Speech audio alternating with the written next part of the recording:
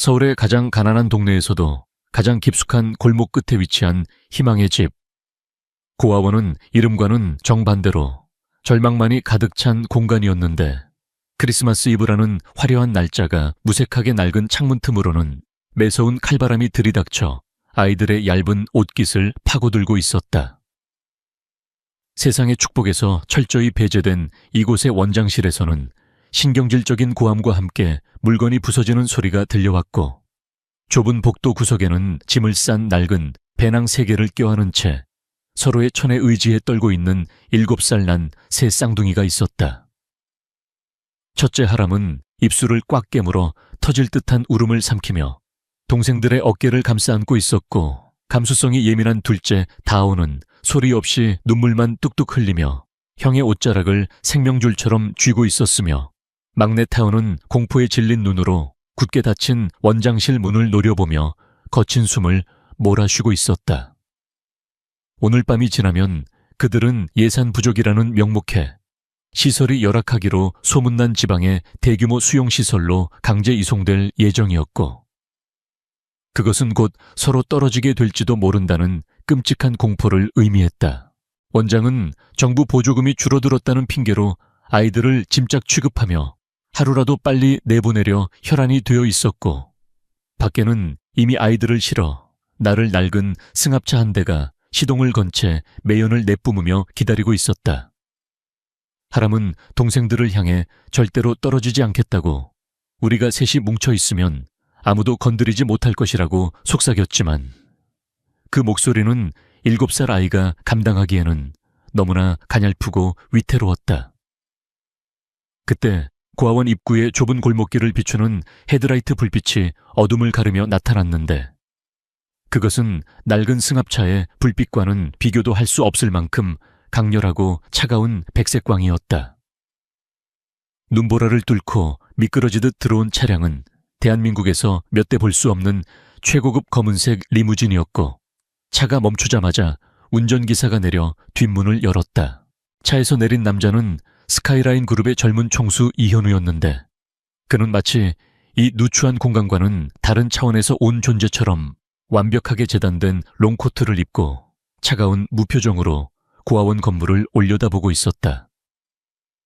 그가 크리스마스 이브에 이런 곳을 찾은 이유는 단순한 변덕이나 보여주기식 기부 행사가 아니라 8년 전 연기처럼 사라져버린 첫사랑 윤서진이 마지막으로 머물렀다는 희미한 단서를 쫓아온 것이었지만, 그 단서조차 확실하지 않아 그의 마음은 텅 빈 폐허와도 같았다. 현우의 등장은 고아원의 음습한 공기를 순식간에 바꿔놓았고, 원장은 허겁지겁 뛰어나와 비굴한 미소를 지으며 그를 맞이했지만, 현우는 원장의 인사를 무시한 채 복도 구석에 웅크리고 있는 아이들에게 시선을 고정했다. 현우는 아이들에게 다가가기 위해 걸음을 옮겼는데, 그의 구두 굽소리가 낡은 나무 바닥을 울릴 때마다 아이들은 더욱 움츠러들며 서로를 끌어안았고, 그 모습이 현우의 얼어붙은 심장 한구석을 기이하게 자극했다. 그는 아이들 앞에 멈춰 서서 천천히 몸을 숙여 눈높이를 맞췄는데, 가까이서 본 아이들의 얼굴은 꾀죄죄한 모습 속에서도 묘하게 낯익은 느낌을 주어 그를 당혹스럽게 만들었다.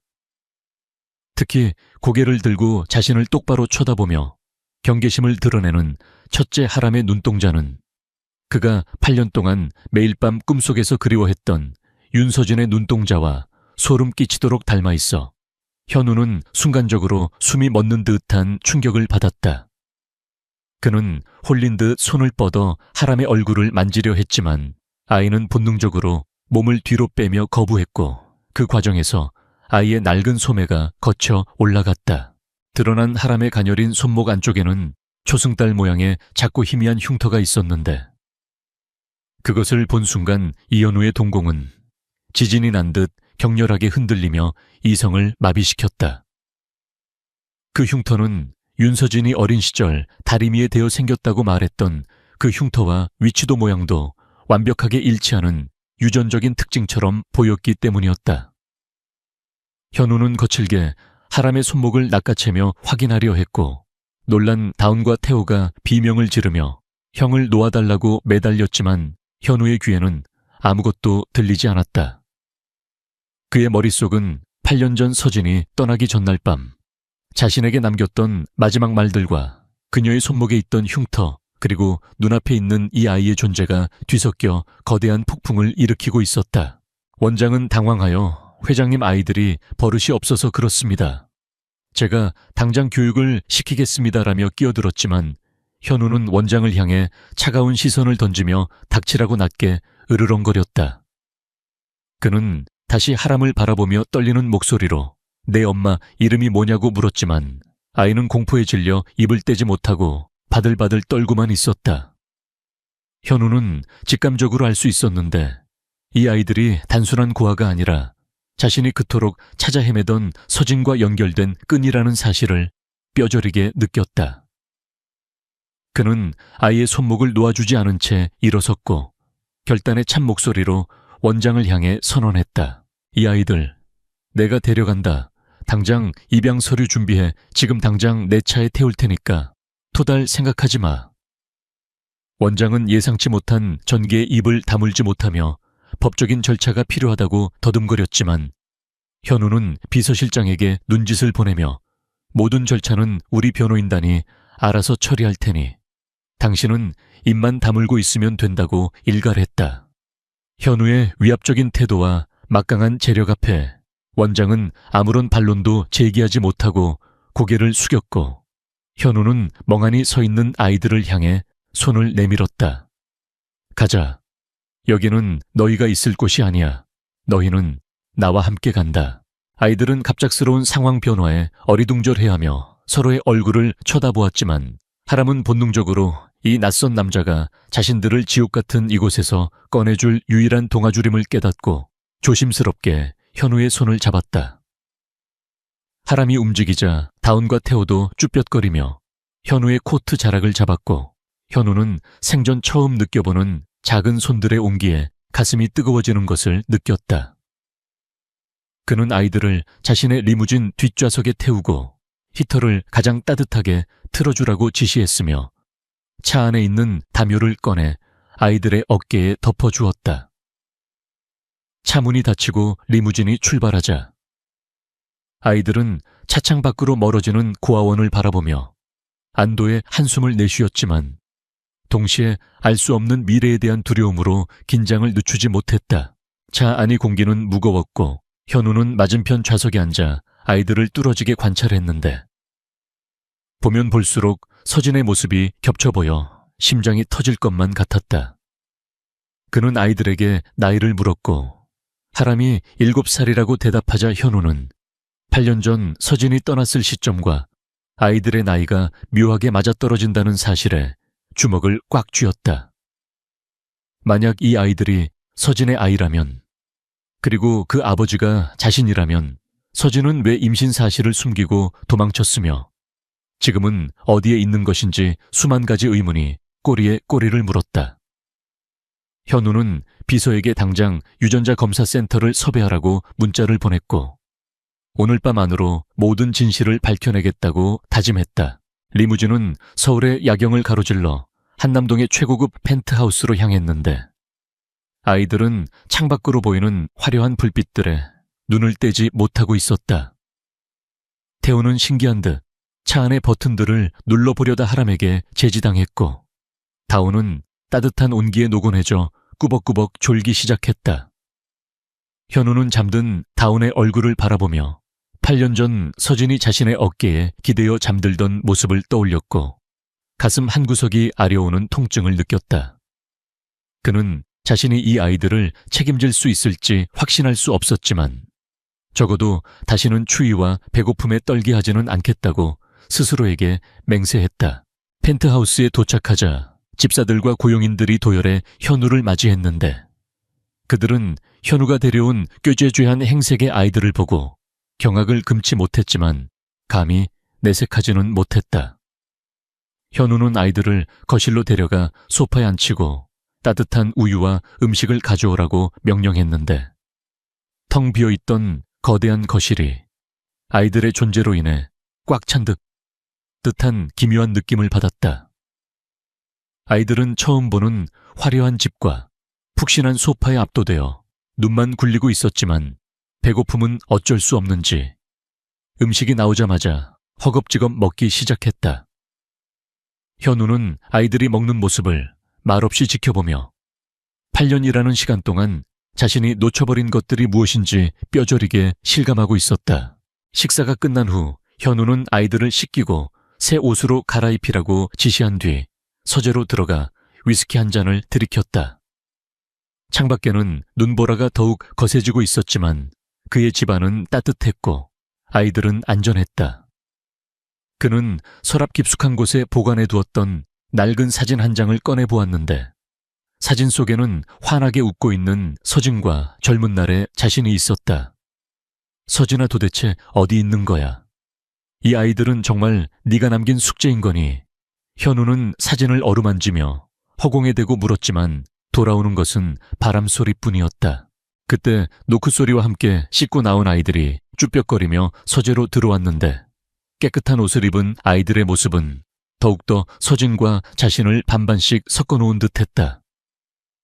하람이 대표로 앞으로 나서며 아저씨, 우리를 구해줘서 고맙습니다. 그런데 우리는 아저씨가 누구인지 왜 우리를 데려왔는지 알아야겠어요라고 당돌하게 물었다. 현우는 하람의 눈빛에서 자신의 어린 시절 보았던 반항기와 총기를 발견하고 피식 웃음을 터뜨렸다. 나는 이현우다. 그리고 너희를 데려온 이유는?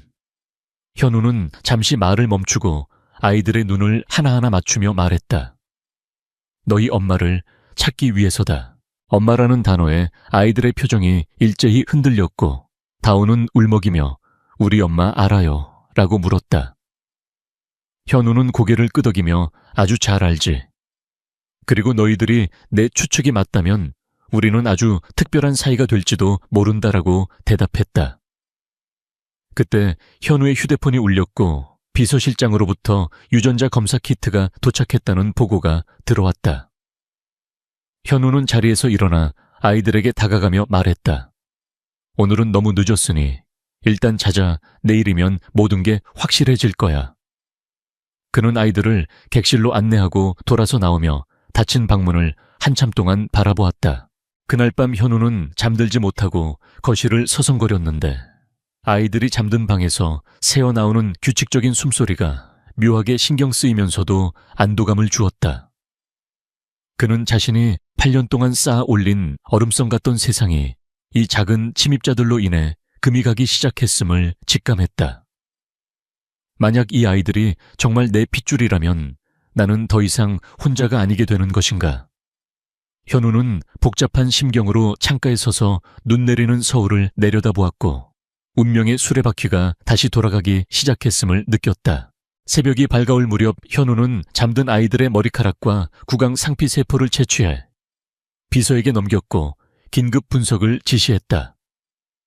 결과가 나오기까지 걸리는 시간은 불과 몇 시간이겠지만 그 시간은 현우에게 8년보다 더 길게 느껴질 것이 분명했다. 그는 아이들이 깨기 전에 아침 식사를 준비하라고 주방장에게 특별히 지시하며 자신이 아이들의 식성조차 모른다는 사실에 씁쓸함을 느꼈다. 이제부터라도 하나씩 알아가면 되는 걸까? 현우는 스스로에게 되물으며 다시 아이들이 잠든 방문을 조심스럽게 열어보았다. 침대 위에서 서로 엉켜 자고 있는 세 아이의 모습은 천사처럼 평온해 보였고 현우는 그 모습을 눈에 담으며 굳게 다짐했다. 결과가 어떻게 나오든 상관없다. 이 아이들은 이제 내 보호 아래 있다. 서진이 너를 찾을 때까지 내가 이 아이들의 아빠가 되어주겠다. 현우의 눈빛은 더 이상 차갑지 않았고 잃어버린 시간을 되찾으려는 결연한 의지로 타오르고 있었다. 폭설이 그친 서울의 아침 햇살이 펜트하우스의 거실 깊숙이 들어와 세 아이와 한 남자의 새로운 시작을 비추고 있었다. 스카이라인 그룹의 펜트하우스 서재는 밤새 내린 눈으로 인해 창밖 풍경이 온통 하얗게 변해 있었지만 이현우의 마음속은 여전히 칠흑 같은 어둠 속에 갇혀 있었다. 그는 새 쌍둥이의 머리카락과 구강 상피세포를 긴급 분석 의뢰한 뒤 초조함에 서재를 벗어나지 못하고 담배만 영업 후 피워 물었는데 8년 전 윤서진이 떠난 이후 처음으로 느껴보는 걷잡을 수 없는 감정의 소용돌이였다. 그는 낡은 지갑 속에서 코팅된 서진의 증명사진을 꺼내보았는데 사진 속의 그녀는 맑고 티 없이 웃고 있었지만 그 웃음 뒤에 감춰진 비밀이 무엇인지 알 수 없어 현우는 고통스러워했다.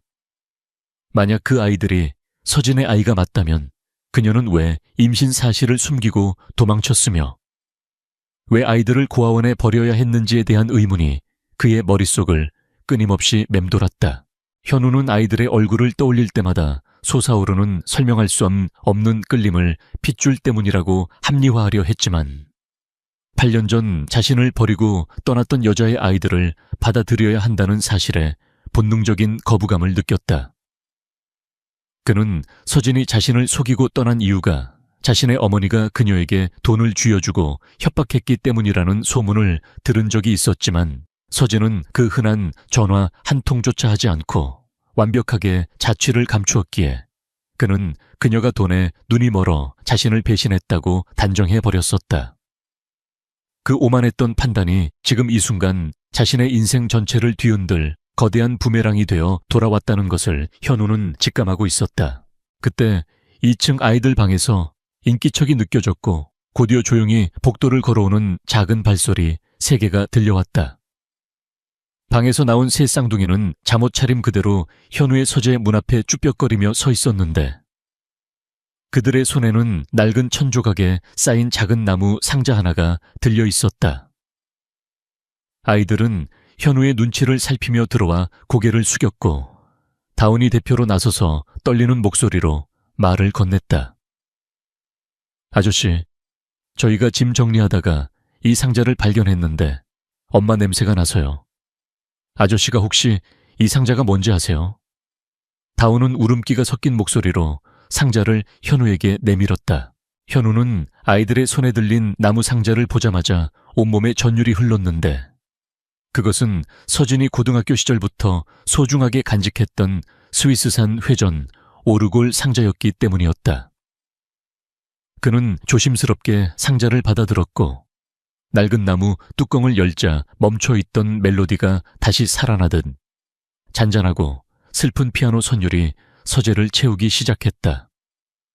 상자 안에는 먼지 앉은 곰 인형과 말린 꽃잎 몇 개, 그리고 노랗게 변색된 작은 쪽지 하나가 들어있었는데 쪽지를 집어든 현우의 손이 미세하게 떨렸다.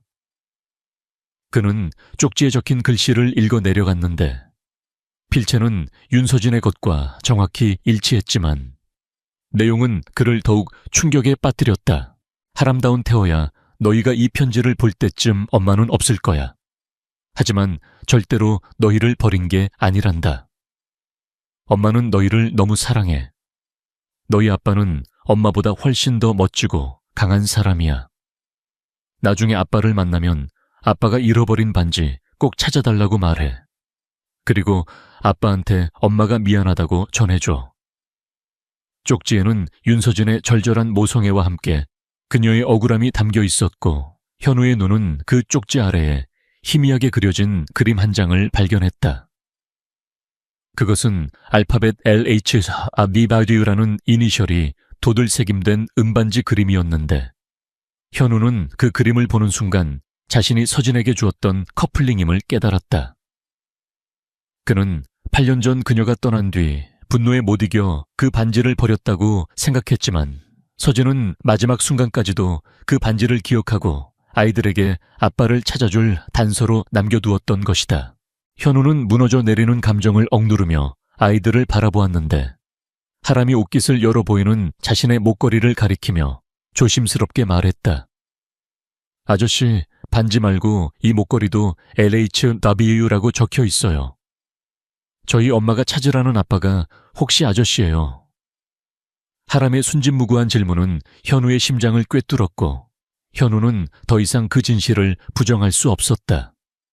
그때 마침 비서실장으로부터 유전자 검사 결과가 나왔다는 전화가 걸려왔고 현우는 떨리는 손으로 통화 버튼을 눌렀다. 전화기 너머에서 들려오는 친자관계 성립 확률 99.999%라는 명확한 보고는 현우의 가슴에 억눌려 있던 모든 감정을 폭발시키는 기폭제가 되었다.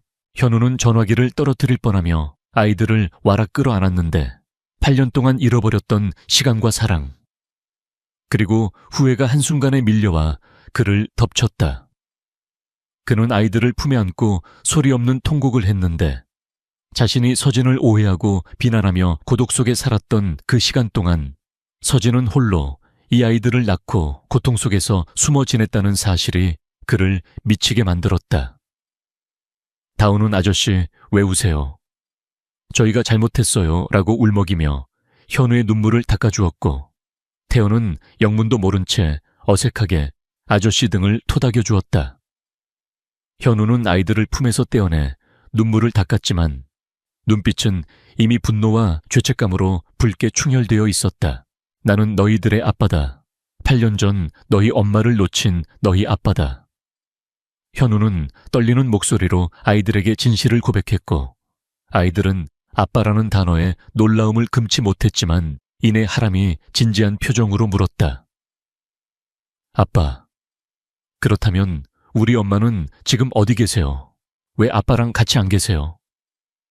하람의 질문은 현우의 가슴에 가장 날카로운 비수로 꽂혔는데, 서진이 아이들에게 보낸 편지에는 엄마는 시간이 없어요 라고 적혀 있었기 때문이었다. 현우는 비서실장에게 당장 윤서진의 최근 행적을 샅샅이 뒤져서 그녀가 어디에 있는지 무엇을 하고 있는지 알아내라고 명령했는데, 그의 목소리에는 단 한순간도 지체할 수 없다는 절박함이 담겨 있었다. 아이들은 아빠의 존재를 인정했지만 여전히 아빠와 엄마의 관계에 대해 풀리지 않는 의문점을 가지고 있었고, 태호가 대표로 나서서 당돌하게 물었다. 아빠, 근데 아빠는 왜 우리를 한 번도 안 찾아봤어요? 엄마가 아프다고 편지까지 썼는데 왜 이제야 온 거예요? 태호의 순진무구한 질문은 현우의 죄책감을 극대화시켰고, 현우는 아무런 변명도 할 수 없었다. 그는 그저 고개를 숙이고 미안하다는 말밖에는 할 수 없었지만, 아이들은 아빠의 진심을 느꼈는지 그를 용서하는 듯 조용히 아빠의 무릎에 기대어 앉았다. 이 작은 천사들은 증오 대신 사랑으로 아빠의 얼어붙은 심장을 녹여내고 있었다. 그날 이후 현우의 삶은 완전히 바뀌었는데, 그는 회사 일은 비서실장에게 일임하고 오로지 새 쌍둥이의 아빠 역할에만 집중하기 시작했다. 그는 아이들의 식성 취향, 수면 습관 등 모든 것을 백지 상태에서 새로 배워나가야 했고, 아이들의 끝없는 질문과 요구는 그를 하루 종일 피곤하게 만들었지만 동시에 생전 처음 느껴보는 충만한 행복감을 안겨주었다. 하람은 아빠의 컴퓨터 보안 상태가 형편없다며 잔소리를 늘어놓았고, 다운은 아빠의 딱딱한 얼굴을 보고는 종종 울먹였으며, 태호는 아빠의 명품 시계를 가지고 숨바꼭질을 하는 등 매일매일 새로운 사건을 터뜨렸다. 현우는 아이들의 짓궂은 장난에도 웃으며 대처했고, 펜트하우스는 아이들의 웃음소리로 인해 마침내 차가운 성체가 아닌 따뜻한 집이 되어가고 있었다. 하지만 현우의 마음 한구석에는 여전히 서진에 대한 불안감과 의문이 남아있었다. 그녀는 왜 자신이 죽어가는 상황에서 아이들을 고아원에 버리지 않고 현우에게 보냈으며, 왜 아이들의 존재를 이토록 철저히 숨겼는지 이해할 수 없었다.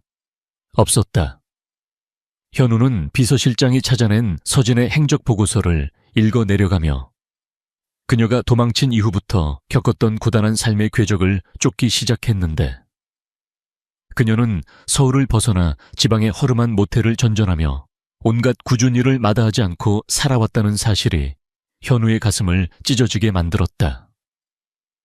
서진은 아이들에게 돈을 벌어주기 위해 자신의 몸을 혹사했고 결국 병을 얻게 되었다는 슬픈 진실이 서서히 드러나고 있었다. 현우는 서진이 남긴 마지막 편지 속에 시간이 없다는 말이 단순한 엄살이 아니라 생명의 마지노선이었다는 사실을 깨닫고 심장이 멎는 듯한 고통을 느꼈다.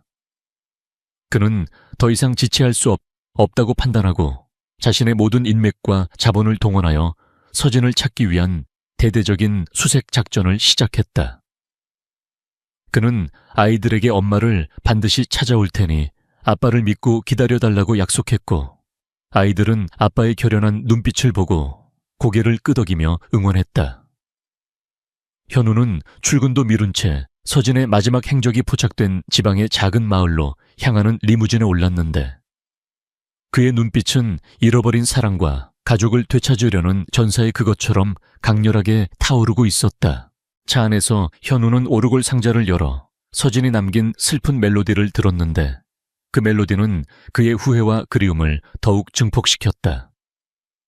그는 8년 전 자신이 서진을 쉽게 포기하고 오해했던 그 어리석음을 뼈저리게 후회했지만, 이제라도 아이들과 서진을 지킬 수 있다면 어떤 대가라도 치를 준비가 되어 있었다.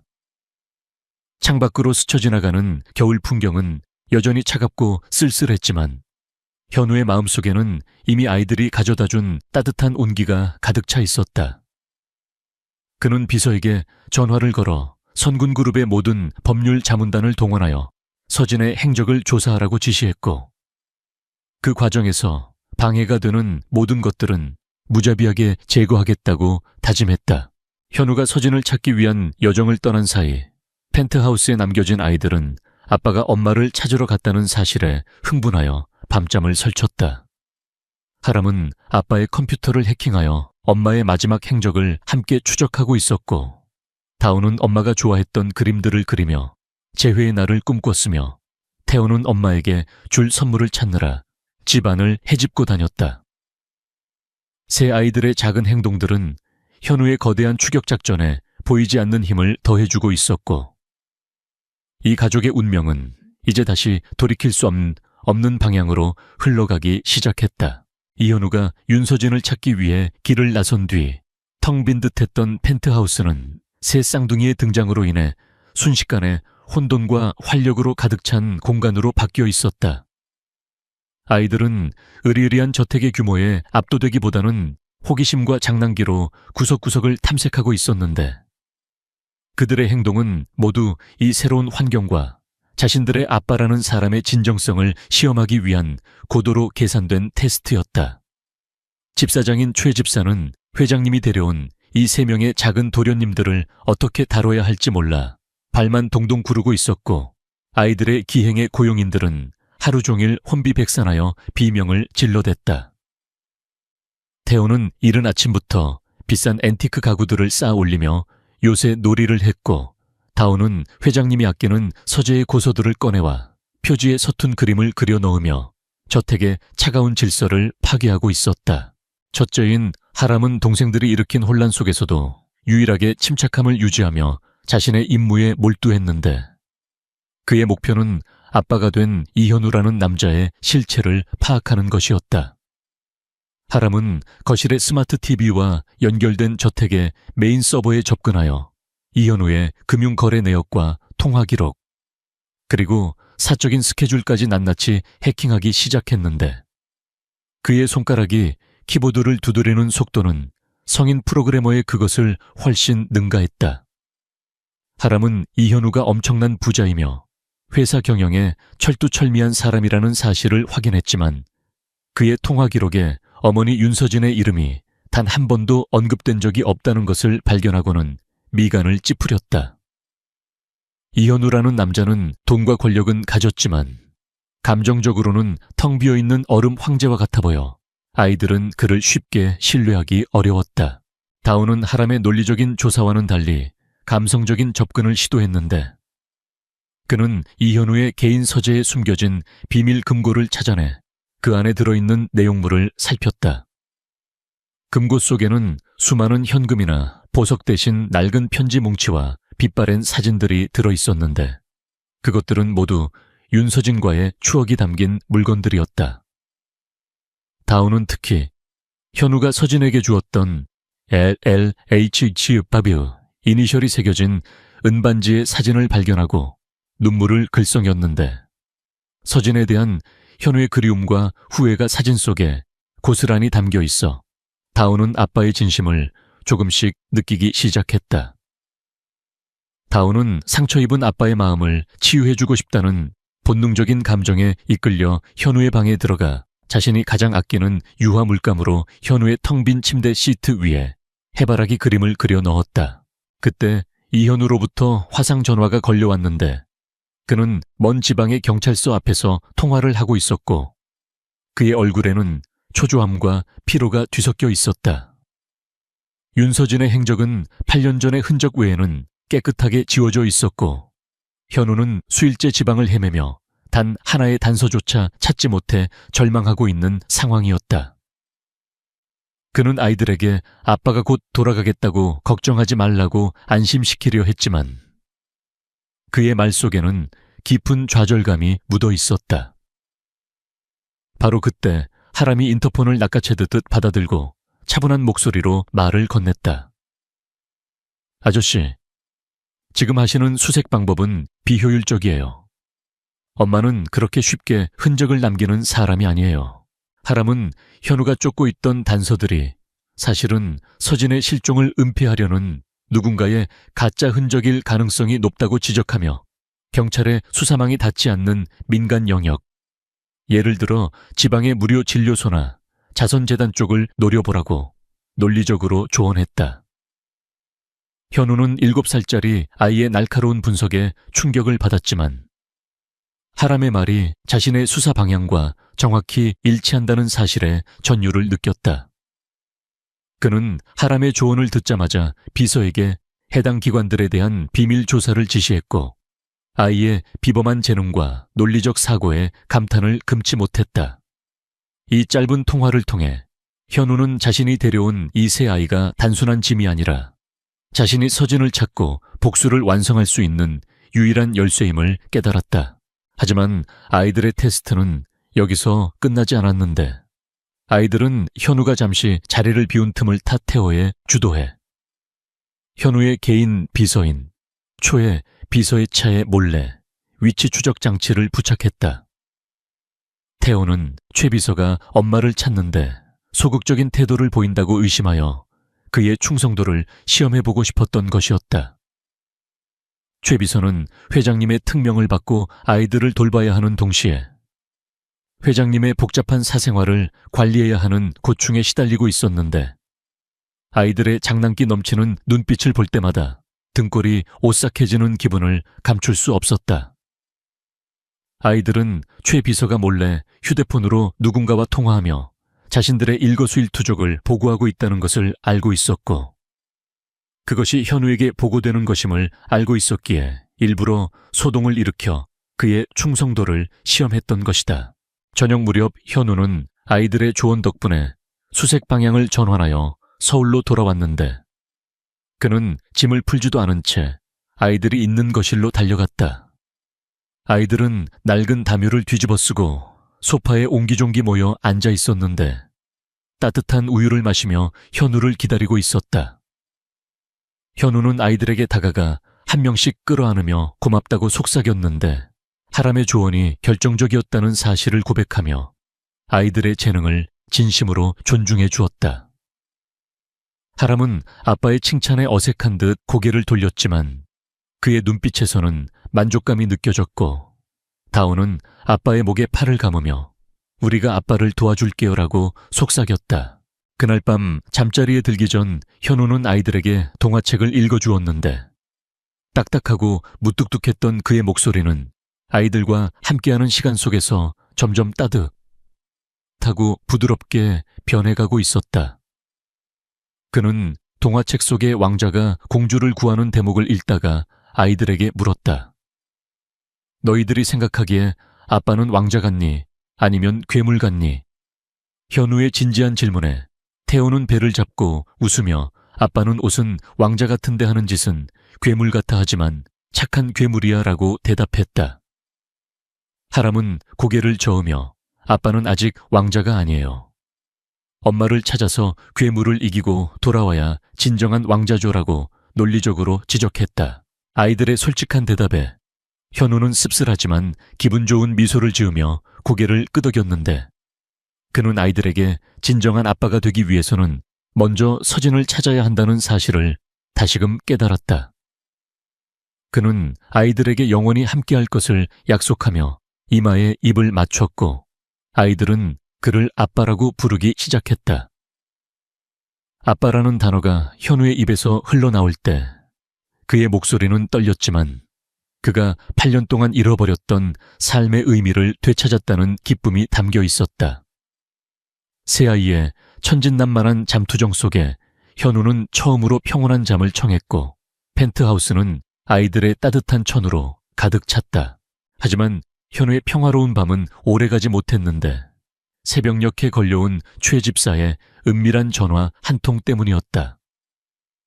최 집사는 현우의 의붓 형제와 어머니가 현우가 데려온 아이들의 존재를 알게 되었으며 아이들이 서진의 아이일 가능성에 대해 심각하게 논의하고 있다는 충격적인 사실을 보고했다. 그들의 목표는 명확했는데 현우의 결혼을 막고 아이들을 제거하여 그룹의 후계 구도를 자신들의 아들, 딸에게 돌리는 것이었다. 현우는 잠이 확 달아나는 것을 느끼며 분노의 치를 떨었고 아이들이 잠든 방문을 바라보며 결의를 다졌다. 그는 자신의 과거가 만든 그림자가 이제 아이들의 목숨을 위협하는 현실적인 공포가 되었음을 깨달았고 그 공포를 완전히 없애기 위해서는 정면 승부만이 답임을 직감했다. 현우는 아이들에게 들키지 않도록 조심스럽게 방을 빠져나와 서재로 향했고 최 집사에게 자세한 내용을 보고하라고 지시했다. 그의 어머니는 8년 전에도 서진을 협박하여 떠나게 만든 장본인이었으며 이제는 손자들까지 해치려 한다는 사실에 현우는 인간적인 환멸을 느꼈다. 그는 더 이상 가족이라는 이름으로 그들을 용서할 수 없었고 자신의 모든 것을 걸고 그들과 싸워 아이들과 서진을 지키겠다고 맹세했다. 서재 창밖으로 보이는 새벽녘 서울의 풍경은 고요했지만 현우의 마음속에서는 이미 잔혹한 전쟁이 시작되고 있었다. 이현우는 새벽녘이 되어서야 잠든 아이들의 이마에 조심스럽게 입을 맞추고 펜트하우스를 나섰는데 그의 발걸음은 비장했고 눈빛은 어둠 속에서도 형형하게 빛나고 있었다. 최 집사로부터 자신의 의붓 형제와 계모가 아이들의 존재를 빌미로 경영권을 흔들려는 음모를 꾸미고 있다는 보고를 받은 직후부터 그는 더 이상 물러설 곳이 없음을 깨달았다. 현우는 성운그룹 본사로 향하는 차 안에서 비서에게 전화를 걸어 의부청인 이영태 부사장과 계모인 신여사가 주도하는 모든 투자 프로젝트와 자금 집행 내역을 감사팀을 통해 극비리에 조사하라고 지시했다. 그의 목소리는 냉철했지만 그 안에 담긴 결연한 의지는 비장하여 비서는 그의 지시를 받자마자 등골이 서늘해지는 것을 느꼈다. 현우는 이 싸움이 단순한 경영권 다툼이 아니라 아이들의 생명과 윤서진과의 추억이 걸린 성전임을 직감하고 있었다. 스카이라인 그룹의 이사회 회의실은 아침부터 무거운 긴장감으로 가득 차 있었는데 현우가 자리에 앉자마자 의부청인 영태 부사장이 먼저 공격을 시작했다. 영태는 현우가 최근 사적인 문제로 그룹의 명예를 실추시키고 있으며 경영에 소홀하여 주주들의 불만이 커지고 있다는 내용을 담은 회의만을 상정하려 했다. 그는 현우가 데려온 새 쌍둥이의 출생의 비밀을 은근히 언급하며 이사회 분위기를 험악하게 만들었고 현우는 그들의 비열한 행동에 치를 떨었지만 감정을 드러내지 않고 침묵으로 일관했다. 영태와 계모신 여사는 현우가 방어하기 급급할 것이라고 예상했지만 현우는 그들의 기선을 제압하기 위해 예상치 못한 정면 승부를 택했다. 그는 영태가 최근 무리하게 추진했던 해외 건설 프로젝트에서 수천억 원대의 손실이 발생했으며 그 과정에 영태의 비자금 조성 의혹이 있다는 명확한 증거를 담은 감사 보고서를 회의실 중앙에 던지듯 내려놓았다. 현우의 폭로에 영태와 신 여사는 얼굴이 파랗게 질려 당황했지만 현우는 그들에게 변명할 틈조차 주지 않고 냉철하게 말을 이어나갔다. 경영에 소홀한 것은 제가 아니라 명백한 배임 행위를 저지른 이영태 부사장입니다. 이 시간부로 부사장의 직위를 해제하고 모든 경영 활동에서 손을 떼도록 조치하겠습니다. 현우의 단호한 선언은 이사회를 충격에 빠뜨렸고 8년 전 서진을 떠나게 만들고 자신의 어머니를 이용해 그룹의 후계 구도를 조작하려 했던 계모 측의 세력은 첫 일격에 무너져 내리는 듯했다. 영태는 억울함을 호소하며 반발했지만 현우는 이미 모든 증거를 확보해둔 상태였고 그의 뒤에는 그룹의 막강한 법무팀이 버티고 있었다. 현우는 단숨에 반대파를 제압하며 자신이 여전히 그룹의 절대 권력자임을 증명해 보였지만 그의 승리는 오래가지 못했다. 회의가 끝난 직후 비서실장으로부터 현우가 추진하던 대규모 친환경 에너지 투자 프로젝트에 경쟁그룹의 방해 공작이 들어와 사업이 무산될 위기에 처했다는 긴급 보고가 들어왔다. 현우는 자리에 앉아 손으로 관자놀이를 제압하며 피로감을 느꼈는데 영태의 배임건으로 인해 그룹 내부가 혼란스러운 틈을 타 외부 세력들이 공격을 감행한 것이 분명했다. 이 싸움은 끝이 보이지 않는 진흙탕 싸움이 될 것이라는 예감에 현우는 깊은 한숨을 내쉬었다. 그는 잠시 망설이다가 서랍을 열어 어제 하람이 사용했던 태블릿 PC를 꺼내 들었는데 아이들의 천재성이 이 막다른 길에 돌파구가 될지도 모른다는 직감 때문이었다. 그는 아이들이 있는 집으로 전화를 걸었고 하람이 전화를 받자마자 상황의 개요를 설명하며 도움을 요청했다. 하람은 아빠가 걸어온 비즈니스 전화에 흥분하며 어른 못지않게 진지한 태도로 상황을 경청했는데 현우의 목소리에 담긴 피로와 초조함을 감지하고 분석을 시작했다. 아빠, 그 프로젝트 방해하고 있는 경쟁그룹의 내부 시스템은 제가 10분 안에 접속할 수 있어요. 하지만 중요한 건 그들이 프로젝트를 방해하는 논리적 근거를 찾아내는 거예요. 하람은 현우가 건넨 암호화된 기술 보고서를 잠시 훑어보더니 경쟁그룹이 제시한 기술 보고서에 치명적인 오류가 있다는 사실을 지적했다. 하람의 날카로운 분석과 동시에 한결은 원격으로 경쟁그룹의 내부 회의 자료에 접근하여 그들이 현우의 프로젝트를 방해하려 했던 은밀한 녹취 파일과 비열한 전략을 실시간으로 확보하여 현우의 태블릿으로 전송했다. 아이들의 도움 덕분에 현우는 단 2시간 만에 경쟁그룹의 공격을 무력화시키고 오히려 그들의 약점을 잡아 제역공을 가할 수 있는 완벽한 증거를 손에 넣었다. 그는 아이들의 천재성에 다시 한번 감탄하며 전화를 끊고 주저앉았는데 온몸의 긴장이 풀리자 밀려오는 피로감에 눈꺼풀이 청은망은 무거워졌다. 그는 더 이상 회사에 머무를 수 없다고 판단하고 모든 업무를 비서에게 일임한 채 아이들이 있는 펜트하우스로 서둘러 귀가했다. 집으로 돌아가는 길에 내리는 차가운 비는 그의 지친 영혼을 위로해주는 듯했지만 그의 마음은 오로지 아이들과 서진에 대한 걱정으로 가득 차 있었다. 펜트하우스에 도착했을 때 거실은 아이들의 장난감과 그림으로 어지럽혀져 있었지만 그 혼란 속에서 묘한 따뜻함이 느껴졌다. 하람은 거실 소파에 앉아 컴퓨터 코드를 짜고 있었고 태어는 레고 조각들로 요새를 만들고 있었으며 다운은 현우가 아침에 입고 나갔던 코트를 덮고 잠들어 있었다. 현우는 잠든 다운의 얼굴을 바라보며 자신의 냉정했던 과거가 만든 그림자가 이 아이들에게 드리워질까봐 두려움을 느꼈다.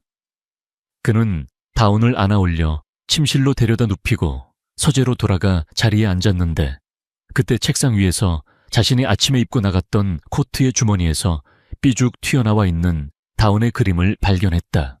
그것은 크레파스로 서툰 솜씨로 그린 그림이었는데 그림 속에는 이현우가 커다란 방패를 들고 괴물들과 싸우는 모습이 그려져 있었고 그 뒤에는 하람다운 타요새 아이가 두려움 없이 웃고 있었다.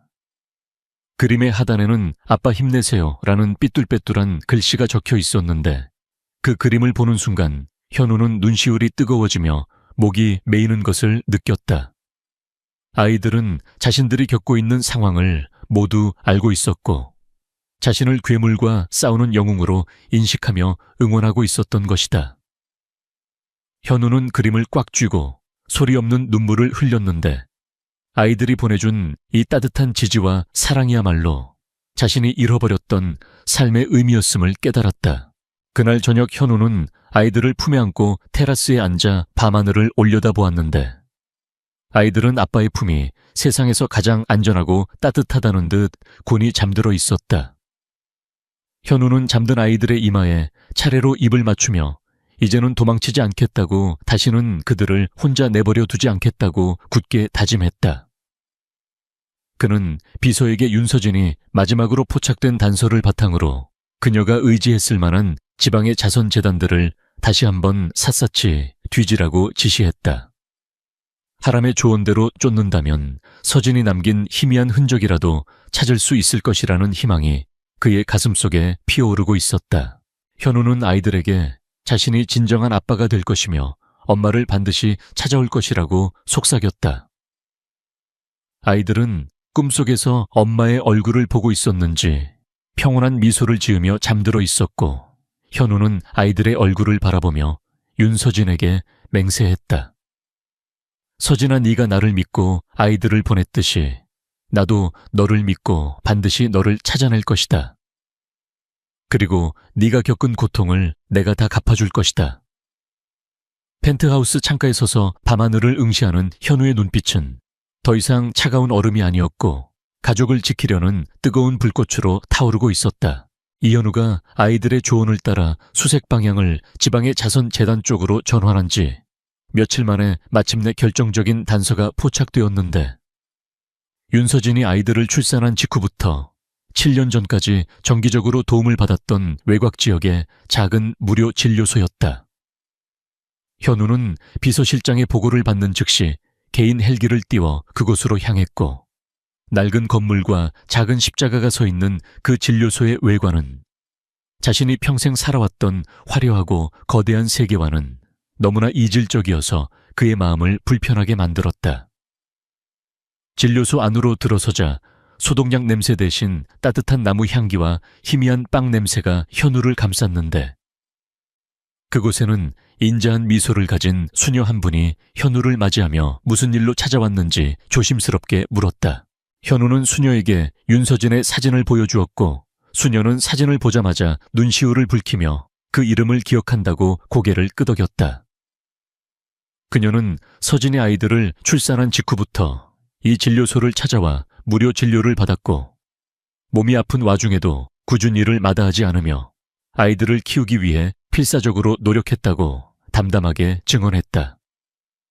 수녀는 서진이 아이들 아버지에 대해서는 입을 굳게 다물었지만 아이들을 세상 그 누구보다 귀하게 여겼고, 병원비가 없어 치료를 포기해야 하는 순간에도 절대 아이들을 포기하지 않았다고 회상했다.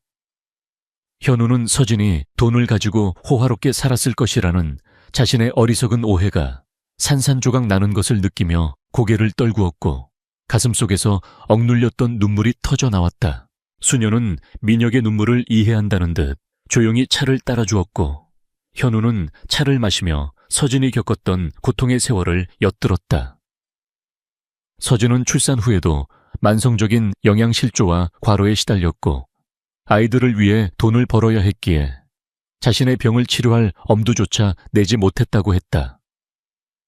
수녀는 서진이 진료소를 떠나기 직전 자신에게 남겼던 마지막 유품 하나를 조심스럽게 건넸는데, 그것은 낡은 성경책에 끼워진 편지 한 통과 바래진 빛깔의 은반지 하나였다. 현우는 편지 봉투를 뜯어 편지를 읽어 내려갔는데, 그것은 서진이 아이들을 고아원에 맡기기 직전 마지막으로 썼던 유서와도 같은 내용이었다. 사랑하는 하람, 다운, 태호야, 엄마가 너희를 지켜주지 못해 미안하다. 이 반지를 너희 아빠에게 전해줘. 아빠는 엄마와는 달리 너희를 지켜줄 힘이 있는 분이란다. 아빠에게 너희의 존재는 짐이 아니라 축복이 될 거라고 믿어. 편지를 읽는 현우의 손은 멈출 수 없을 만큼 떨리고 있었고, 편지 안에 서진이 자신의 어머니에게 받았던 1억 원을 전부 현우의 이름으로 재단에 기부했다는 사실과 함께 어머니의 협박 내용이 자세하게 적혀 있었다. 현우의 어머니는 서진에게 1억 원을 쥐어주고 떠나게 했을 뿐만 아니라 만약 아이들의 존재를 알릴 경우 현우가 그룹에서 쫓겨나고 사회적으로 매장당하게 될 것이라는 끔찍한 협박을 가했던 것이다. 서진은 현우의 성공을 지키기 위해 그 돈을 단 한 푼도 쓰지 않고 현우의 이름으로 기부한 뒤 스스로 악녀의 누명을 쓴 채 고통 속에서 홀로 사라졌던 것이었다. 현우는 자신이 8년 동안 증오했던 서진이 사실은 자신의 인생을 구하기 위해 자신의 모든 것을 희생했던 성자였다는 잔인한 진실 앞에 무릎을 꿇고 오열했다. 그는 어머니의 비열함과 자신의 어리석음, 그리고 서진이 짊어졌던 고독과 고통에 대해 끝없이 자책하며 눈물을 쏟아냈다.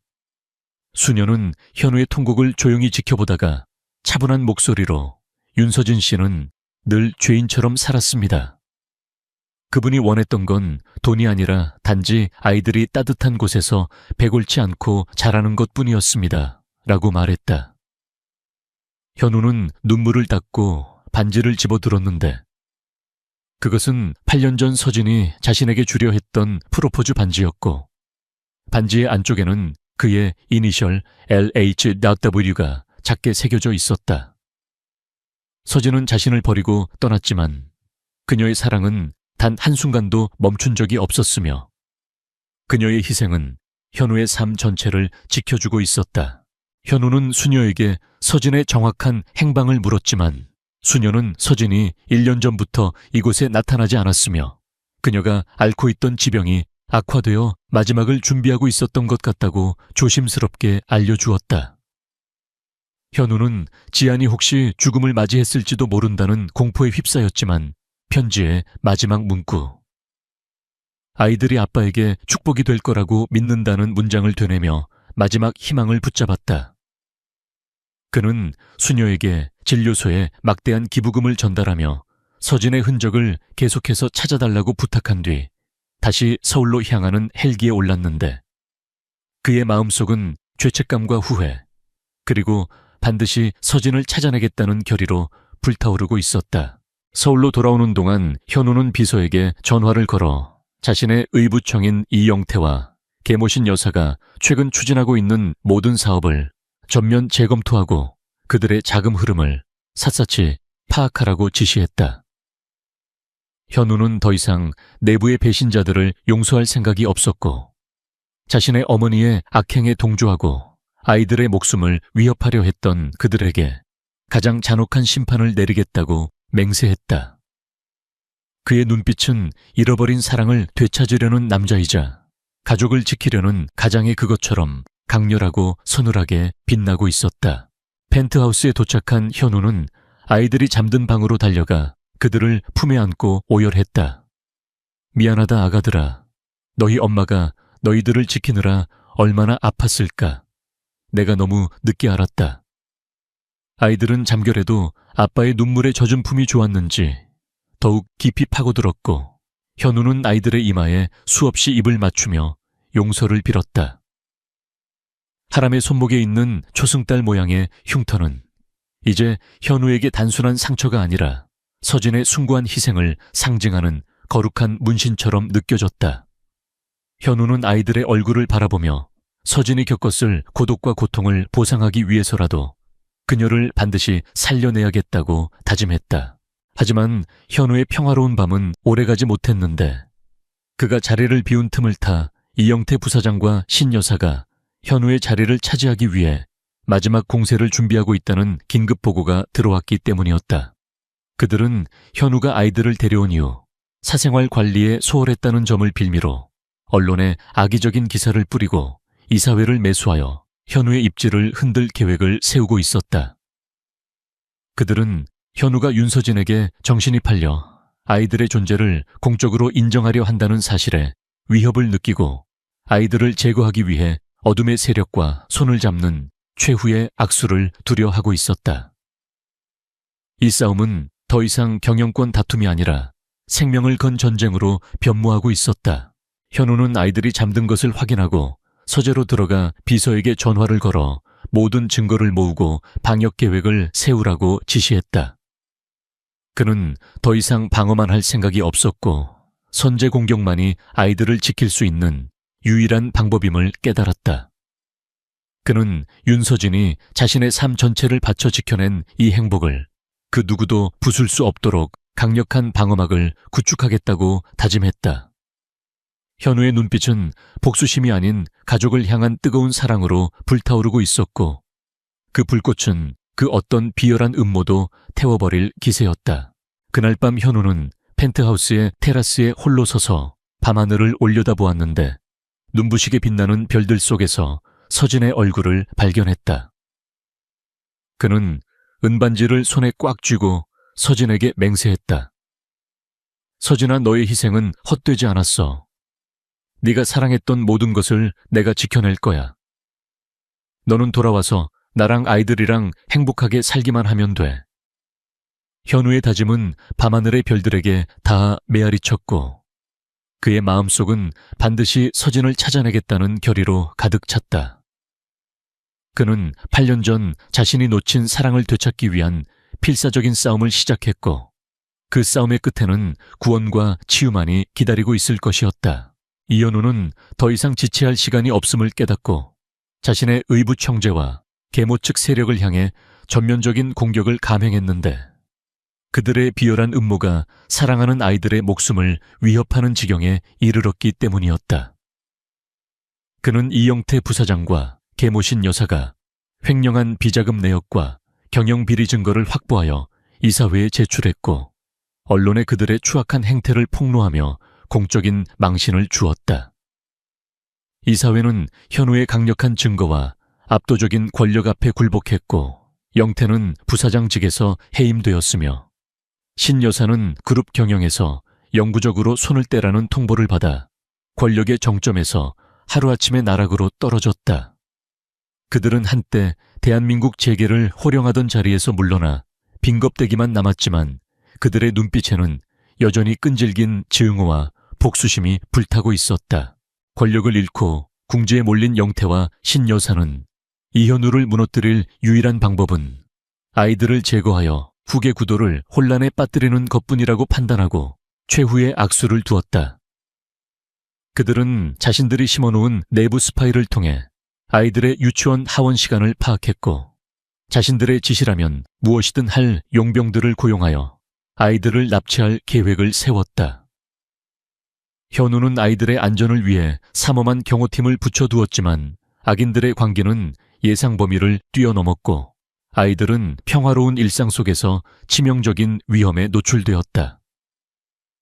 하원 시간 리무진을 타고 집으로 돌아오던 새 쌍둥이는 인적이 드문 교회 도로에서 갑자기 앞에서 끼어든 승합차에 의해 멈춰섰고 그 차에서 험악한 인상의 사내들이 야구방망이를 들고 내리는 충격적인 상황이 발생했다. 리무진의 운전기사와 경호원들이 즉시 차에서 내려 사내들과 맞서 싸웠지만 괴한들은 수적으로 우세했고 이미 아이들을 납치하는 것 외에는 목표가 없는 듯 무자비하게 공격을 퍼부었다. 리무진 안에서 이 모든 상황을 지켜보던 세 쌍둥이 중 첫째 하람은 침착함을 유지하며 상황을 분석하기 시작했고 둘째 다오는 겁에 질려 울음을 터뜨리는 태호의 귀를 막아주며 형을 위로했다. 하람은 경호원들의 무전이 끊겼음을 확인하자마자 자신의 손목에 찬 스마트워치를 조작하여 이현우에게 긴급 구조 신호를 전송했고 동시에 리무진의 모든 문과 창문을 내부에서 이중 잠금하여 외부 침입을 최대한 지연시키려 했다. 하람의 침착한 대응은 아이들이 무방비 상태로 납치되는 것을 막을 수 있는 유일한 방패막이었다. 괴한들은 강화 유리로 된 리무진의 창문을 부수려 쇠파이프를 휘둘렀고 끔찍한 굉음과 함께 차체가 흔들리자 아이들은 공포에 질려 소리를 질렀다. 그때 타요가 무서움에 울음을 터뜨리기는커녕 오히려 기지를 발휘했는데 그는 차 안의 비상벨을 계속해서 누르며 차를 방범 부저가 울리는 상태로 만들었고 시끄러운 경고음은 괴한들을 더욱 초조하게 만들었다. 하람은 그 틈을 타 태블릿을 조작하여 괴한들의 통신 채널에 접근했고 무정위에서 이상한 노이즈와 함께 아동용 만화 주제가가 흘러나오게 만들었는데 이는 괴한들의 집중력을 흐트러뜨리는데 성공했다. 7살짜리 아이들의 천재적인 대처 능력은 그들을 단순한 피해자가 아닌 능동적인 방어자로 만들고 있었다. 긴급 구조 신호를 받은 이현우는 회의를 중단하고 헬기를 띄워 현장으로 급히 날아왔는데 헬기에서 내려다본 도로 위에는 부서진 리무진과 격렬한 싸움의 흔적, 그리고 깡패들이 아이들을 납치하려 창문을 부수는 끔찍한 장면이 보였다. 현우는 분노의 눈이 뒤집혀 경호원들보다 먼저 차에서 뛰어내려 괴한들을 향해 돌진했고 그의 눈빛에는 사랑하는 자식을 지키려는 아버지의 맹렬한 살기가 서려 있었다.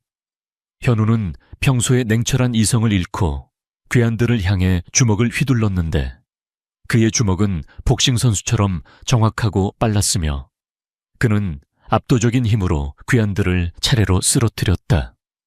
그의 머릿속에는 오직 아이들을 건드린 대가를 치르게 하겠다는 생각뿐이었다. 현우는 마지막 괴한까지 제압한 뒤 리무진 문을 열고 아이들을 품에 안았는데 아이들은 아빠의 품에 안기자 그제야 참았던 눈물을 터뜨리며 울음을 쏟아냈다. 태호는 아빠 품에 안겨서도 무서운 아저씨들이 우리 잡으러 왔어라고 울먹였고 하람은 아빠 저희가 무전으로 도움 요청했어요라고 말하며 아빠를 안심시키려 애썼다.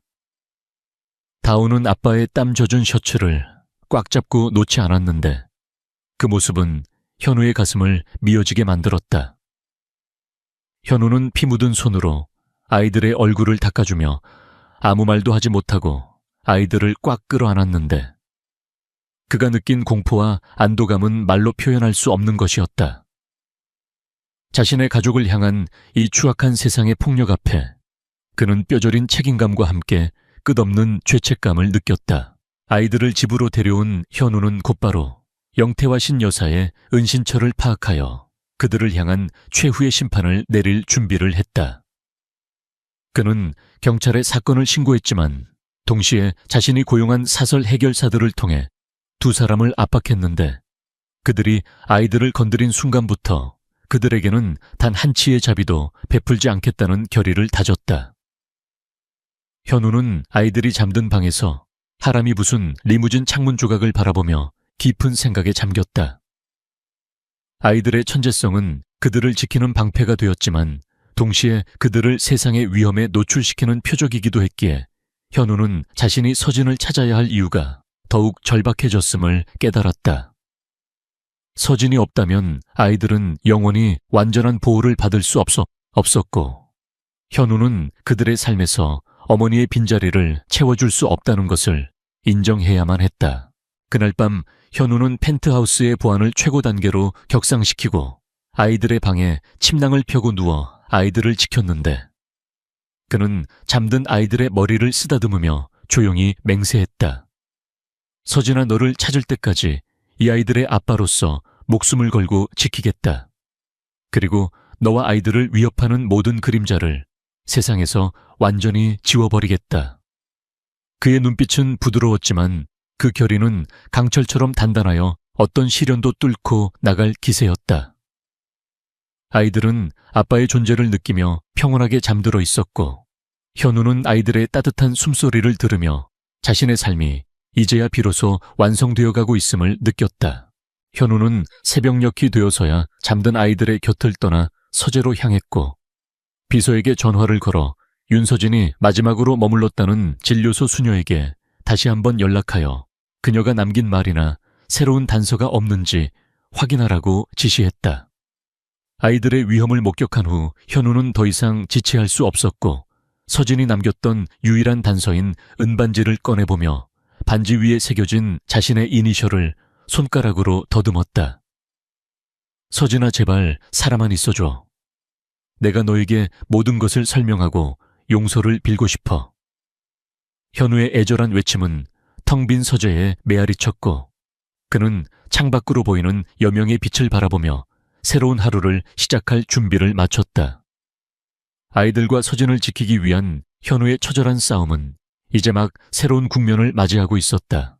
이현우는 아이들을 노렸던 괴한들의 배후를 완전히 정리하고 그들이 다시는 가족들에게 해를 끼치지 못하도록 법적으로, 사회적으로 모든 길을 차단한 후에야 비로소 윤서진을 찾기 위한 마지막 수색에 전념할 수 있었다. 하람의 조언과 수녀의 단서를 바탕으로 현우의 정보팀은 전국에 흩어진 암 환자 및 희귀병 환자들을 위한 요양병원과 호스피스 시설을 집중적으로 조사하기 시작했고, 마침내 서울 외곽의 깊은 산속에 자리 잡은 작은 재단 병원에서 윤서진과 인상착의가 일치하는 환자를 찾아냈다는 긴급 보고를 받았다. 현우는 보고서를 받는 순간 심장이 멎는 듯한 충격을 느꼈지만 이것이 서진의 마지막 흔적임을 직감하고 지체 없이 그곳으로 향했다. 헬기를 타고 도착한 병원은 주변 환경만큼이나 고요하고 차분한 분위기가 감돌고 있었는데, 이곳은 희망을 포기한 사람들이 마지막을 준비하는 곳처럼 느껴져 현우의 가슴을 더욱 짓눌렀다. 현우는 비서의 안내를 받아 병실로 향하는 복도를 걸으며 8년 동안 묵혀온 그리움과 분노, 그리고 공포가 뒤섞인 복잡한 감정을 억눌러야 했는데, 만약 서진이 이미 세상을 떠났다면 자신은 평생 후회 속에 살게 될 것이라는 절박한 불안감에 휩싸였다. 병실 문 앞에 섰을 때 그는 차마 문을 열지 못하고 한참을 망설였는데, 그 문 너머에 자신이 가장 사랑했던 여자의 비참한 모습이 있을까봐 두려웠기 때문이었다. 현우는 심호흡을 하고 문을 열고 들어섰는데, 병실 안은 창밖의 햇살을 받아 따뜻했지만 서진의 모습은 그 햇살을 무색하게 만들 만큼 창백하고 야위어 있었다. 그녀는 침대에 기대어 잠들어 있었는데, 앙상하게 마른 어깨와 짧게 잘린 머리, 그리고 산소 호흡기가 연결된 모습은 그녀가 얼마나 긴 투병 생활을 해왔는지를 짐작하게 했고, 현우는 그 자리에서 무릎이 꺾여 주저앉았다.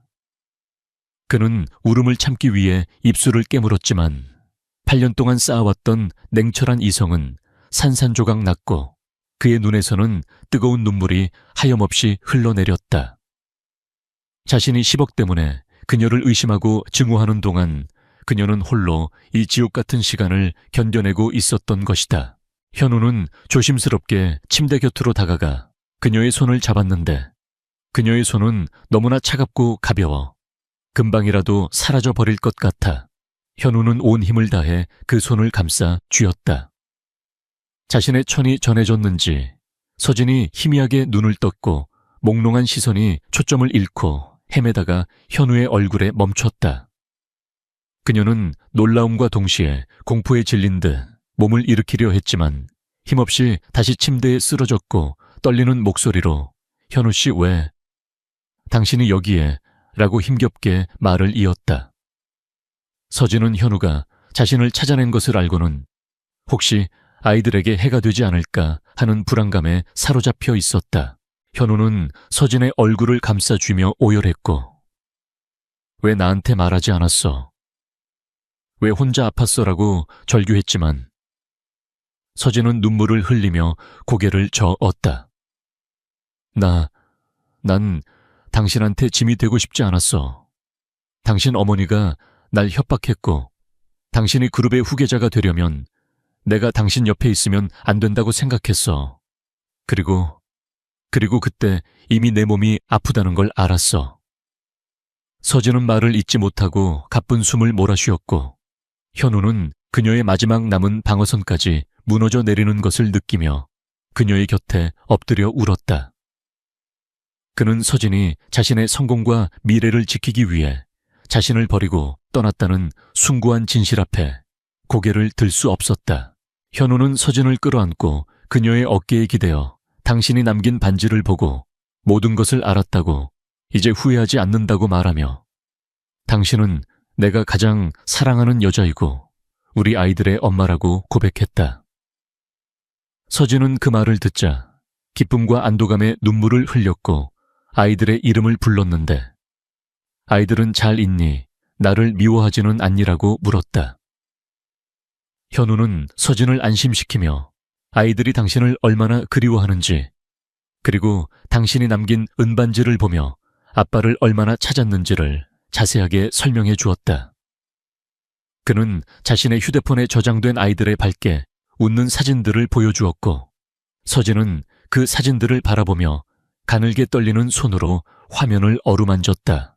현우는 더 이상 지체할 수 없다고 판단하고 아이들과 서진을 위한 마지막 도박을 준비했는데 그는 비서에게 전화를 걸어 당장 아이들을 이 병원으로 데려오라고 지시했다. 그리고 성웅그룹 산하의 최고의 의료진을 모두 소집하여 윤서진을 살리기 위한 모든 방법을 강구하라고 명령했다. 그의 목소리에는 간절함과 단호함이 섞여 있었고 그는 자신이 가진 모든 재력과 권력을 동원하여 죽음의 신과 싸워 서진을 이 세상에 붙잡아 두겠다고 맹세했다. 그는 더 이상 과거의 비겁한 남자가 아니었고 사랑하는 가족을 위해 목숨을 걸 수 있는 진정한 아빠이자 남편이 되어 있었다. 잠시 후 병실 문이 열리고 세 쌍둥이가 조심스럽게 들어왔는데 그들은 침대에 누워있는 낯선 여자를 보고 쭈뼛거렸다. 하람은 본능적으로 엄마임을 직감했는지 눈물을 글썽이며 엄마라고 불렀고 다오는 울음을 터뜨리며 엄마의 손을 잡기 위해 침대 쪽으로 달려왔다. 태호는 겁에 질려 아빠의 다리 뒤에 숨었지만 이내 용기를 내어 엄마의 모습을 확인하려 했다. 서진은 힘겹게 팔을 뻗어 아이들을 안으려 했고 세 아이는 약속이라도 한 듯 엄마의 품으로 달려들어 그녀의 야윈 몸을 감싸 안았다. 아이들의 따뜻한 손이 서진의 차가운 몸에 전해지자 그녀의 눈에서는 뜨거운 눈물이 흘러내렸다. 하람은 엄마의 얼굴을 만지며 왜 이제야 왔냐고, 왜 우리를 두고 갔냐고 원망 섞인 질문을 던졌지만 다오는 엄마 아프지 마세요. 우리가 기도할게요라고 속삭이며 엄마의 머리를 쓰다듬었다. 태호는 울음을 멈추고 침대 밑으로 기어들어가 곰 인형을 꺼내 엄마에게 건넸는데 엄마 이거 안고 자면 안 아플 거야 라고 말했다. 아이들의 순수하고도 절절한 사랑은 병실 안의 모든 사람들을 울게 만들었고 현우는 아이들과 서진을 품에 안고 4년 전 자신이 놓쳐버린 이 완벽한 행복을 다시는 놓치지 않겠다고 맹세했다. 그는 자신이 그동안 겪었던 모든 고독과 후회를 보상받는 기분이었고 이 순간이야말로 자신의 인생에서 가장 충만한 순간임을 깨달았다. 의료진들이 서진의 상태를 다시 살피기 위해 들어왔고 현우는 아이들을 데리고 복도로 나왔다. 그는 아이들에게 이제 엄마를 찾았으니 엄마를 살리는 일이 우리에게 남은 마지막 숙제라고 설명했다. 아이들은 아빠의 말을 진지하게 경청했고 하람은 아빠 저는 엄마의 병을 고칠 방법을 찾아낼게요라고 천재적인 면모를 보이며 다짐했다. 다오는 엄마가 좋아하는 꽃그림을 계속 그릴게요라고 말했고 태호는 엄마에게 웃음을 줄 수 있도록 더 재미있는 이야기를 많이 해줄게요라고 약속했다. 현우는 아이들의 기특함에 눈물을 글썽였고 이 아이들과 함께라면 어떤 난관도 헤쳐나갈 수 있을 것이라는 확신을 얻었다. 그날 밤 현우는 펜트하우스로 돌아가지 않고 병원 복도에서 밤을 지새웠는데 그는 비서에게 전화를 걸어 자신의 모든 자산을 담보로 잡고 전 세계 최고의 암 연구팀을 섭외하라고 명령했다. 그는 더 이상 돈에 연연하지 않았고 오직 서진의 생명만을 원했으며 자신이 가진 모든 것을 바쳐 그녀의 목숨을 사수하겠다고 다짐했다. 병원 복도의 벤치에 앉아 잠든 아이들의 모습을 바라보는 현우의 얼굴은 피곤했지만 희망과 사랑으로 빛나고 있었다. 8년 전의 비극은 이제 끝났고 그들의 인생에는 치유와 재회의 새로운 아침이 밝아오고 있었다. 이현우는 전 세계의 저명한 암 전문의들을 자신의 병원으로 소집하여 윤서진을 살리기 위한 긴급 회의를 소집했는데 회의실의 대형 테이블 위에는 서진의 최신 의료 영상과 절망적인 예후가 담긴 차트들이 어지럽게 펼쳐져 있었다. 의료진들은 이현우가 가진 막대한 자본과 첨단 기술력에도 불구하고 암세포가 이미 복잡하게 전이되어 수술 자체가 극도로 위험하며 생존율이 희박하다는 냉정한 진단을 내렸다. 민혁은 눈을 감고 고개를 숙였지만 곧바로 고개를 들고 주치의에게 말했다. 확률은 중요하지 않습니다. 제가 가진 모든 것을 걸겠습니다. 이 세상에 남아있는 단 1%의 희망이라도 좋으니 최선을 다해 주십시오. 현우의 단호한 결의는 의료진들의 사기를 북돋았고 그들은 마지막 희망을 걸고 서진의 수술을 준비하기 시작했다. 수술 전날 밤 이현우는 병실에서 잠든 서진의 곁을 지키며 그녀의 앙상한 손을 잡고 조용히 눈물을 흘렸다. 그는 서진이 혹시 깨어날까봐 두려워 흐느끼는 소리조차 내지 못하고 오직 뜨거운 눈물만이 그녀의 손등 위로 뚝뚝 떨어져 내렸다. 그는 서진이 자신에게 남겼던 은반지를 꺼내 그녀의 검지에 살며시 끼워주었는데 이 반지가 반드시 그녀를 살려달라는 자신의 간절한 염원을 담은 부적이 되어주기를 바랐다. 그때 잠든 줄 알았던 서진이 미세하게 눈을 떴고 현우의 눈물을 발견하고는 힘없이 손을 들어 그의 뺨을 어루만졌다. 그녀는 산소 마스크 때문에 말을 할 수 없었지만 눈빛으로 그에게 모든 것을 이해하고 용서하며 사랑한다고 전하고 있었다. 다음 날 새벽, 서진이 수술실로 들어가는 동안 현우와 새 쌍둥이는 병원 복도에서 피 말리는 시간을 보냈다. 하람은 아빠의 노트북을 가져와 수술 과정에 대한 자료를 검색하며 논리적으로 성공 확률을 분석하려 했지만 그의 떨리는 손은 거짓말을 하고 있었다. 다운은 낡은 스케치북에 꽃밭과 햇살 가득한 그림을 그리며 엄마에게 행운의 에너지를 보내고 있었고 태연은 울음을 참기 위해 아빠의 코트 자락을 꼭 잡고 주먹을 입에 물고 있었다. 현우는 아이들을 품에 안고 굳게 닫힌 수술실 문만 응시했는데 그의 머릿속은 8년 전 서진과의 행복했던 순간들로 가득 차 있었다. 수술은 10시간을 넘기며 길어졌고 모니터에서 들려오는 긴박한 경고음은 현우의 심장을 죄어왔다. 현우는 아이들에게는 괜찮다고 말했지만 자신도 모르게 온몸의 근육에 힘이 들어가 손톱이 살을 파고들고 있었다. 아이들은 지쳐 잠들었다가 깨어나 엄마는 왜 안 나오냐고 울먹였고 현우는 매번 아이들을 달래며 강한 아빠의 모습을 보여주려 애썼다. 마침내 수술실에 붉은 램프가 꺼지고 집도이가 나왔을 때 현우는 의사의 얼굴을 보자마자 모든 것을 직감했다. 의사는 지친 기색이 역력한 목소리로 수술은 성공적으로 마쳤습니다. 전이된 암세포를 모두 제거했습니다. 라고 말했지만 하지만 고령의 환자처럼 체력이 약해 당분간은 의식을 찾기 힘들 수 있습니다. 기적을 바라야 합니다. 라는 절망적인 경고를 덧붙였다. 현우는 서진이 의식을 찾을 때까지 매일 병실을 지켰고 회사의 중요한 결정은 모두 중환자실 앞에서 화상회의로 처리했다. 그는 서진이 자신을 위해 겪었던 고통을 보상하려는 듯 그녀의 손을 잡고 8년 동안 자신이 그녀를 오해하고 미워했던 과거를 뼈저리게 후회하며 속죄를 빌었다. 아이들은 매일 면회 시간에 맞춰 병원을 찾아와 엄마에게 사랑한다는 메시지를 녹음해서 들려주었고 다운이 그린 그림과 타요가 모아온 예쁜 돌멩이들을 엄마의 침대맡에 놓아두었다. 그들의 순수한 사랑은 의학적으로는 설명할 수 없는 기적을 만들어내고 있었고 서진의 심장 박동은 아이들의 사랑을 먹고 다시 강하게 뛰고 있었다. 한편 현우의 의붓 형제와 계모는 그들의 비리가 명명백백하게 드러나 그룹에서 영구 제명되었고 검찰 조사를 받게 되었다. 그들은 현우가 자신들의 죄를 덮어주리라 믿었지만 현우는 일말의 자비도 베풀지 않았는데 그들이 자신의 가족을 해치려 했던 용서받을 수 없는 죄를 저질렀기 때문이었다. 영태는 징역형을 선고받았고 신 여사 역시 구치소에서 자신의 탐욕스러운 과거를 후회하며 괴로운 시간을 보냈다. 현우는 그들이 겪는 고통이 서진이 8년 동안 겪었던 고통에 비하면 아무것도 아니라고 생각하며 그들의 처벌에 관여하지 않고 오직 서진의 쾌유에만 집중했다. 복수는 이미 완성되었고 현우는 그 복수를 통해 가족을 지키고 자신의 영혼을 구원받았다. 세상이 겨울에서 봄으로 바뀌는 어느 날 지루하게 이어지던 중환자실의 기계음 속에서 서진이 미세하게 눈을 떴다.